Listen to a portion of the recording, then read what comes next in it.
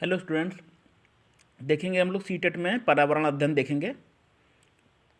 आपको ईवीएस की क्लास मिलेगी। क्वेश्चन देखिए, पढ़िए, समझिए इसको, ठीक है। और बेहतर पढ़ाने का, आपको बताने का, समझाने का प्रयास करेंगे।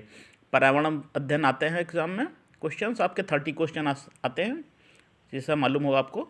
तो 30 क्वेश्चन पे हम चर्चा करेंगे। ये आपका मॉडल नहीं, ये पेपर आपका हो चुका है, वो है पेपर। जो क्वेश्चन आए हुए हैं परीक्षा में आ चुके हैं, ये प्रश्न, इन्हीं को हम अध्ययन करेंगे, क्योंकि सबसे ज़्यादा प्रश्न सीटेट में रिवाइज होते हैं, रिपीट होते हैं, ठीक है। चलिए क्वेश्चन देखेंगे। पहला क्वेश्चन है, देखिए फिगर बना हुआ है, इसमें बताना है उपयुक्त वाक्यांश में एक्स और वाई को पहचानना है। इसमें एक्स को पहचानना है और वाई को पहचानना है। किस तरह का ये रेखांकित कर रहा है, क्या ये दिखा रहा है, इस फिगर में क्या दिखा रहा है। वाई में लिखा है उंगलियों और अंगूठे की छाप के उपयोग से पशुओं के, एक्स में लिखा है चित्र बनाना। तो इनमें क्या संबंध है आपस में, एक्स और वाई में, ये बताना आपको। देखिए एक्स लिखा है क्रिया है और वाई संज्ञा है, ठीक। पहला ऑप्शन ए मिल रहा है। चित्र बनाना एक क्रिया है, ठीक है, वर्ब है, और वाई एक संज्ञा है, ये करता है, संज्ञा के रूप में प्रयोग हुआ है। तो वाई संज्ञा है, एक्स क्रिया है, ये ए सही है। और दूसरा है आपका, देखिए दूसरा क्या शो कर रहा है, बी ऑप्शन। बी ऑप्शन बता रहा है एक्स क्रियापरक क्रिया है और वाई पाठ्य वस्तु है, ठीक। ये क्रियापरक क्रिया है, क्रियापरक क्रिया है और वाई ये पाठ्य वस्तु है, जिस वस्तु को पढ़ना है पाठ्य वस्तु है। ये भी आपका इस निष्कर्ष निकल रहा है, ए भी निकल रहा है, बी भी निकल रहा है। और क्या है, एक्स संज्ञात्मक क्रिया है, वाई पाठ्य वस्तु है।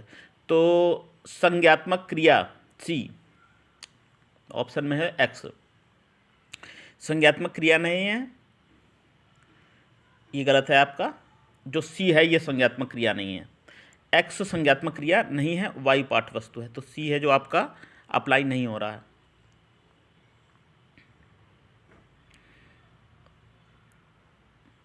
ये क्रियात्मक क्रिया है, एक्स क्या है, क्रियापरक क्रिया।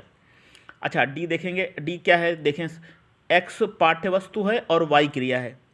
अच्छा एक्स जो है पाठ्य वस्तु है जिसको पढ़ना है, और वाई जो है क्रिया है। ये आपका, ये भी निष्कर्ष निकल रहा है, डी। तो आपका क्या सही हो जाएगा, ए बी और डी। ऑप्शन सही हो जाएगा आपका ए बी और डी। चलिए अगला क्वेश्चन देखेंगे। निम्नलिखित में से कौन ईवीएस शिक्षण में रचनात्मक आकलन का उपकरण है। कौन से उपकरण आपके रचनात्मक आकलन का प्रयोग होता है ईवीएस की टीचिंग में। देखिए पोर्टफोलियो, पोर्टफोलियो की आवश्यकता होती है। दृष्टांत अभिलेख, ये भी आवश्यक है। दर मापक पैमाना, ये भी है आवश्यक टीचिंग में। ईवीएस की अवलोकन एवं रिकॉर्ड लिखना, ये सब महत्वपूर्ण है। तो आपका क्या होगा, ए बी सी डी।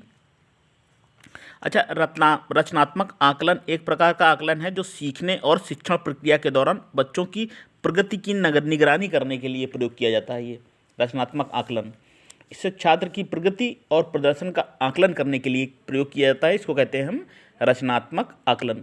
मुख्य रूप से इसका ग्रेडिंग और रैंकिंग के बजाय ये सीखने की व्यक्तिगत ज़रूरत को खोजने के लिए, जो चीज़ें सिखाने के लिए आवश्यक हैं उनके निदान के लिए इस पर केंद्रित किया जाता है, ध्यान दिया जाता है। इसमें है दत्तकार है, क्विज है, समूह कार्य है, मौखिक प्रश्न है, पोर्टफोलियो है, रेंटिंग है, स्केल है, दृष्टांत है, ये सब आवश्यक है बहुत ज़्यादा। ईवीएस में बच्चों के सीखने के का गुणात्मक आंकलन किया जाता है, निम्न प्रकार से किया जा सकता है।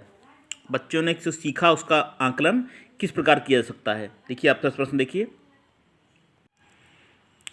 तो गुणात्मक मूल्यांकन किया जा सकता है, इसमें कहाँ पे है, बच्चों के विचारों का अभिलेख अवलोकन की रिपोर्ट्स के आधार पर, ये सही है आपका ए। और प्रक्रिया कौशलों का अवलोकन करके, ये भी आपका बी, ये भी सही है। और इसमें डी आया नहीं है, तो कागज पेंसिल टेस्ट ये नहीं है, तो डी भी नहीं है, तो इसमें आपका फिलहाल ए और बी सही हो जाएगा। ठीक है। गुणात्मक आकलन किया जाता है विचारों का अभिलेख और अवलोकन की रिपोर्ट्स के अनुसार और प्रक्रिया कौशल का अवलोकन द्वारा। अगला देखेंगे, प्राइमरी स्तर पर ईवीएस कक्षाओं की चुनौतियों व विषयों समस्याओं को भली प्रकार संबोधित निम्न द्वारा किया जा सकता है। किसके द्वारा किया जा सकता है ईवीएस की चुनौतियों और विषयों की समस्याओं को संबोधित कैसे हम कर सकते हैं। व्याख्यान और विचार विमर्श, मुक्तिवाद विवाद, व्याख्यान एवं प्रदर्शन, विचार विमर्श के उपरांत वाद विवाद। जो बेस्ट ऑप्शन है आपका होगा डी। जो कक्षाओं में जो चुनौतियां होती हैं, जो चैलेंजेज हैं और जो विषयों की समस्या हैं, उस पर सबसे पहले हम क्या करेंगे, विचार विमर्श करेंगे, उसके बाद उस पर वाद विवाद करेंगे, क्या पक्ष और विपक्ष हैं, क्या सही है। ठीक है। अगला है, ईवीएस की शिक्षा में शिक्षकों द्वारा अभिभावकों एवं समुदाय की भागीदारी को बढ़ावा देने का सबसे उपयुक्त उद्देश्य पूछा गया है। शिक्षकों और अभिभावकों की भागीदारी को बढ़ावा देने का मुख्य उद्देश्य क्या है 65 में। विद्यार्थियों को जानना ये नहीं है, और विद्यालय में अनुशासन बनाए रखना भी नहीं, राष्ट्र की नीतियों के नहीं है। शिक्षकों को विद्यार्थियों की सामाजिक सांस्कृतिक पृष्ठभूमि को जानने का अवसर प्रदान करना, ये है आपका ए ऑप्शन। तो ईवीएस की शिक्षा में जो शिक्षकों द्वारा अभिभावकों और समुदाय की जो भागीदारी करवाई जाती है, अभिभावकों को शिक्षा में लाया जाता है पर्यावरण अध्ययन के माध्यम से, उसमें उस उद्देश्य यही होता है कि शिक्षक को विद्यार्थी की सामाजिक पृष्ठभूमि का पता चल सके। जब समुदाय जुड़ेगा, जब छात्रा के परिवार के लोग जुड़ेंगे, तो सामाजिक सांस्कृतिक पृष्ठभूमि जानने का अवसर शिक्षकों को मिलेगा। अगला है, क्या ईवीएस के अधिगम में प्रक्रिया कौशल को चिन्हित करता है। क्या ईवीएस के अधिगम में प्रक्रिया कौशल को चिन्हित करता है, आपको ये बताना है। तो ये हो जाएगा वर्गीकरण। अगला देखेंगे, ईवीएस कक्षाओं में सामूहिक गतिविधियों द्वारा सीखने को बढ़ावा दिया जाता है, क्यों। पर्यावरण अध्ययन में सामूहिक गतिविधियां कराई जाती हैं जिसके माध्यम से सिखाया जाता है, ऐसा क्यों होता है। इसका है, यह सहपाठी अधिगम उपलब्ध कराती है, नहीं। विद्यार्थियों में सामाजिक आदान प्रदान को सुधारती है, ये भी है लेकिन बेस्ट ऑप्शन नहीं है। केवल सामूहिक शिक्षा की मांग करते हैं, नहीं। देखिए, ईवीएस में इसलिए सामूहिक गतिविधियां करवाई जाती हैं क्योंकि यह विद्यार्थियों में सहपाठी और सामाजिक अधिगम उपलब्ध कराती है व इसमें सुधार लाती है। ऑप्शन क्या हो जाएगा आपका, सी हो जाएगा। ठीक। अगला देखेंगे,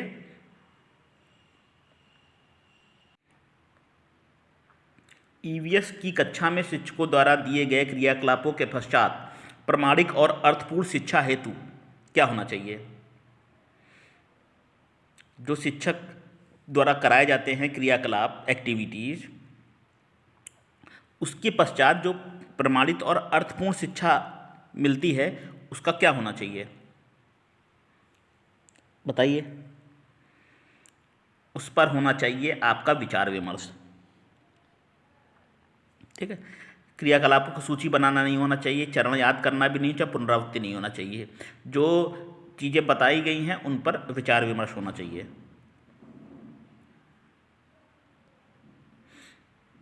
तो ए ऑप्शन होगा आपका विचार विमर्श। अच्छा, ज्ञान का सार्थक निर्माण तब होता है जब विचार और अनुभव दूसरे के साथ चर्चा के माध्यम से साझा किए जाते हैं। सही उत्तर ये होगा आपका विचार विमर्श जब होना चाहिए होगा। अगला देखेंगे, अगला है, ईवीएस की शिक्षा संभव हो सकती है। पर्यावरण अध्ययन की शिक्षा कब संभव हो सकती है, चारों ऑप्शन देखिए, प्रश्न आए हुए हैं परीक्षा में आपके। कब संभव हो सकती है और अर्थपूर्ण हो सकती है ये शिक्षा ईवीएस की। देखिए, प्रशिक्षित ईवीएस शिक्षकों के अनुभव का प्रयोग किया गया हो, ये नहीं है बेस्ट। विद्यार्थियों के स्थानीय अनुभव को उचित मूल्य न दिया जाए, विद्यालय के ज्ञान का प्रयोग ज्ञान की रचना के लिए किया जाए, ये है आपका ए क्यों है? विद्यार्थियों के स्थानीय अनुभव विद्यालयों के अनुभव से संबंधित हों। जो विद्यार्थियों के व्यक्तिगत अनुभव हैं वो विद्यालय के अनुभव से यदि संबंधित हैं तो ईवीएस की शिक्षा संभव हो सकती है। दूसरा है ईवीएस के पाठ्यचर्चा में परिवार और मित्र क्या है? परिवार और मित्र क्या है ईवीएस की कक्षा में?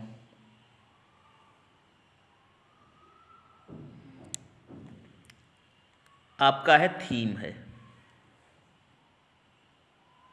ईवीएस के पाठ्यक्रम को बाल केंद्रित एवं एकीकृत करने के लिए 6 विषयों को शामिल किया गया है। कौन कौन से वो 6 विषय हैं? देखिए, पहला है परिवार और मित्र, फिर है भोजन, फिर है आश्रय, फिर है पानी, फिर है यात्रा और उसके बाद अंतिम है चीज़ें जो हम बनाते हैं। ठीक, ये थीम है। परिवार और मित्र की थीम क्या है? 6 थीम हमने आपको बताई। अगला देखेंगे, प्राथमिक स्तर में ईवीएस पढ़ाने का सबसे उपयुक्त लक्ष्य। सबसे उपयुक्त लक्ष्य पूछा गया है। क्या है सबसे उपयुक्त लक्ष्य प्राथमिक स्तर पर ईवीएस पढ़ाने का? तो इसमें जो होगा वो होगा अन्वेषण करने के लिए विद्यार्थियों को पर्याप्त मौके देना। किसमें है ऐसा? सीखने के लिए छात्रों को पर्याप्त अवसर देना। ये बेस्ट ऑप्शन है आपका बी। क्या होगा? बी। तो प्राथमिक स्तर पर जो ईवीएस पढ़ाने के लिए जो सबसे उपयुक्त लक्ष्य निर्धारित किया गया है और जो उद्देश्य होता भी है तो अपने वातावरण का अन्वेषण करना है, तो और वो उनको मौके पर्याप्त देना है बच्चों को। प्राथमिक स्तर पर जो पर्यावरण होती है उसमें बच्चों को अनेक जो उनके अनेक परिवेश हैं, जो आसपास के माहौल है उसमें वास्तविक स्थितियों से जोड़ने में मदद करने के लिए, उनके बारे में जागरूक करने के लिए, सहायता करने के लिए और मौजूदा पर्यावरणीय मुद्दों के प्रति उन्हें एक हिसाब से संवेदनशील बनाने के लिए इसका प्रमुख उद्देश्य होता है। तो आपका क्या होगा? बी होगा, हमने बताया। अगला है, एक ईवीएस की अध्यापिका को अपनी ईवीएस की कक्षा में निम्नलिखित किन चुनौतियों का सामना करना पड़ सकता है? पर्यावरण पढ़ाते समय अध्यापिका को कौन कौन सी समस्या किसी भी अध्यापक को सामना करने पड़ सकती हैं? 72 बताना है।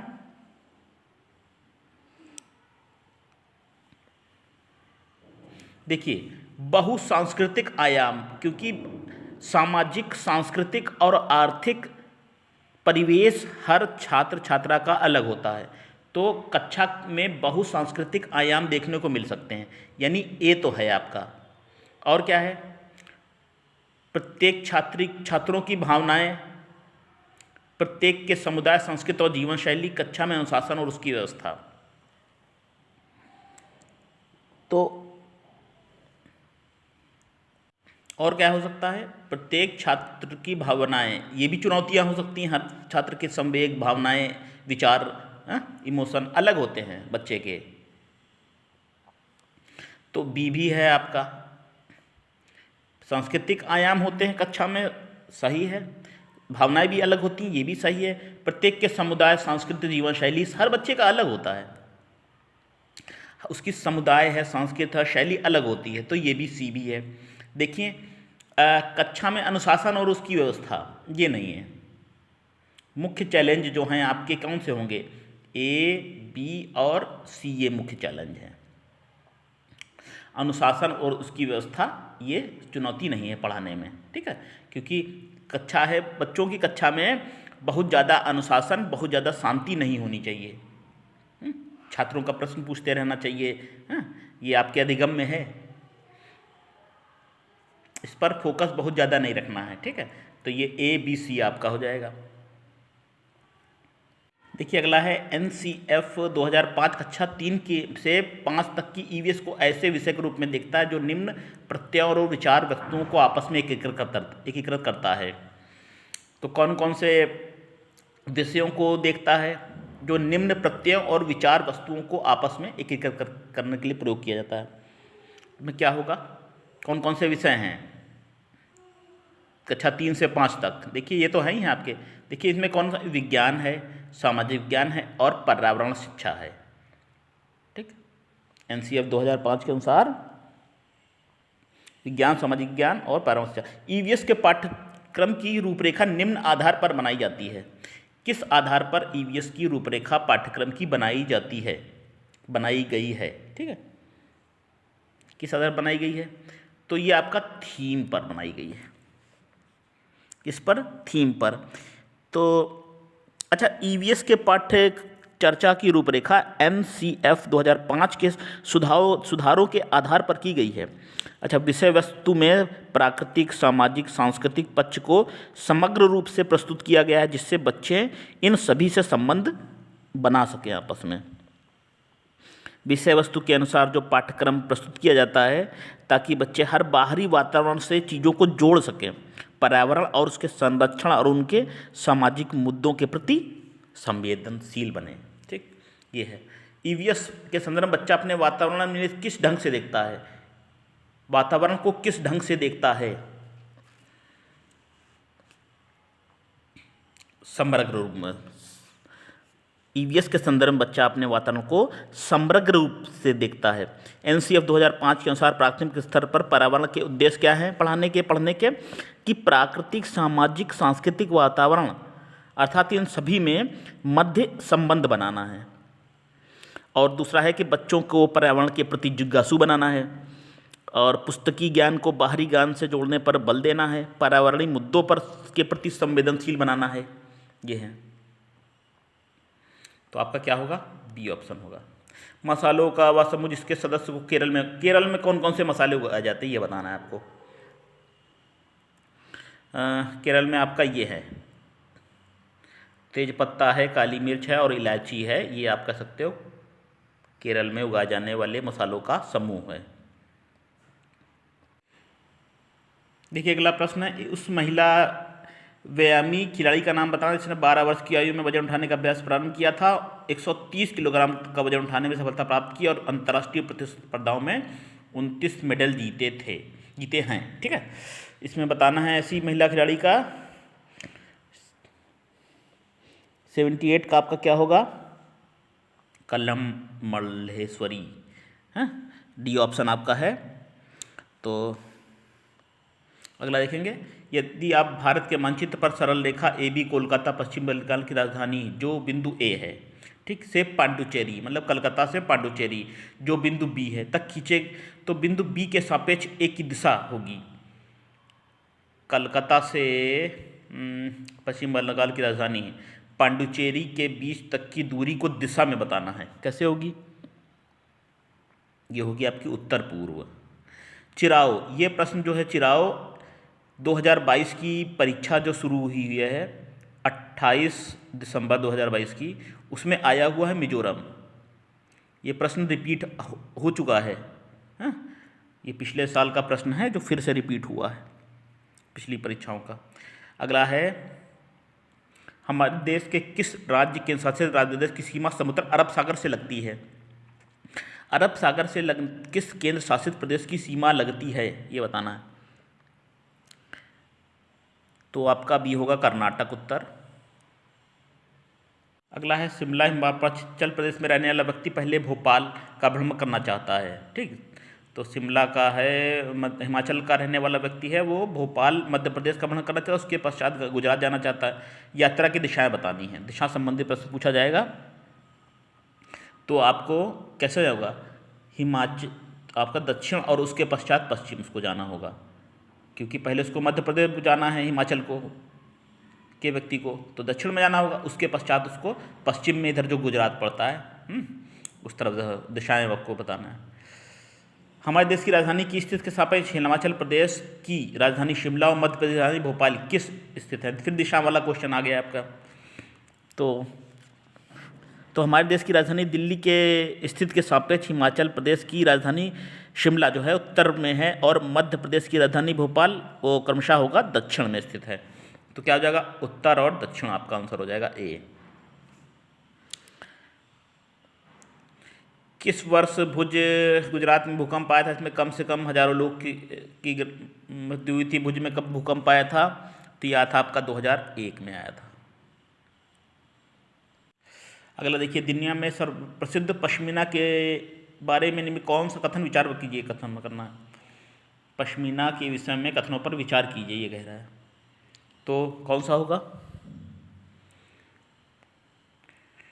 6 स्वेटर के बराबर होता है, ठीक है। पहाड़ी बकरियों से काट के लेना, ये भी सही। अत्यधिक से सर्दी से बचना है, बचाव करने के लिए सही है। पतले बालों की बकरियों के शरीर से काटने के पश्चात मशीन द्वारा बनाई, ये डी नहीं है आपका। ऑप्शन क्या होगा? ए, बी और सी। क्या होगा? ए, बी और सी। अगला है ब्रास कांसा एक मिश्रण। कांसा किन धातुओं के मिश्रण से बनता है? ये है सीधा प्रश्न। तो कांसा बनता है आपका कॉपर, तांबा और टिन के संयोग से। डॉक्टर ने किसी व्यक्ति को प्रतिदिन दवाइयों के साथ हरे पत्तेदार सब्जियां, आंवला और गुड़ खाने का सुझाव दिया है। तो हरी पत्तेदार सब्जियां खाने कहा है और आंवला और गुड़। तो किस बीमारी से पीड़ित है ये बताना है। किस बीमारी से पीड़ित है? हरी पत्तेदार सब्जियां, ठीक है, ए है अनीमिया। गुड़ हैं, आंवला हैं, सारे पत्तेदार सब्जियां हैं, इससे आरबीसी रेड ब्लड सेल्स बढ़ती हैं। एनीमिया खून की कमी से होता है। देखिए छात्रों, एक दिशा संबंधी और प्रश्न है। आपका घर x दूरी पर है, आपके पिता की y पर की दुकान y पर है। यदि आपके पिता की दुकान ठीक सामने है तो परंतु बीच में गहरे नहर के कारण आप सीधे नहीं जा सकते, ठीक है। अतः अपने ठीक दक्षिण से 200 मीटर दूर जाते हैं, फिर ठीक पूर्व 150 मीटर लंबा पूर्व पार करते हैं। इसके पश्चात आप ठीक उत्तर में 200 मीटर दूर चल के पिता की दुकान पहुँचते हैं। y के सापेक्ष आपके घर की निम्नलिखित दूरी है, उसकी दिशा बतानी है, दूरी और दिशा। तो इसको आप जब हल करेंगे आप इसको, तो आपका आंसर आएगा ए, ठीक है। इसको हल कर लीजिएगा, दूरी वाला क्वेश्चन है, ए मिला लीजिएगा। पक्षियों की उस प्रजाति का नाम बताइए जिसमें नर पक्षी अनेक सुंदर घोंसले बनाते हैं, मादा पक्षी उनमें से केवल एक घोंसला चुनते हैं और उसमें अंडे देते हैं। 89 का आपका हो जाएगा डी, बीवर। बया या बीवर नामक पक्षी है, उसमें नर पक्षी सुंदर घोंसले बनाते हैं, मादा उसमें केवल एक घोंसला चुनते हैं, उसमें अंडे देती हैं, ठीक। अगला है, हमारे देश किसी एक भाग में ध्यान से अपने घरों के आंगन में टैपिओका और नारियल उगाते हैं, उसका प्रयोग करके स्वादिष्ट भोजन बनाते हैं। टैपिओका और नारियल किस राज्य के लोग उगाते हैं और सुंदर स्वादिष्ट भोजन बनाते हैं? ये होगा आपका केरल में है टैपिओका। आंगन में टैपिओका लगाते हैं और नारियल उगाते हैं, उससे भोजन बनता है बढ़िया। चलिए ठीक है, ईवीएस के क्वेश्चन मैंने ये दिया आपको, प्रैक्टिस करिएगा और शेयर करिएगा, सब्सक्राइब कराइएगा चैनल में। फिर मिलेंगे, कोई कमेंट हो वो जरूर बताइएगा। नमस्कार।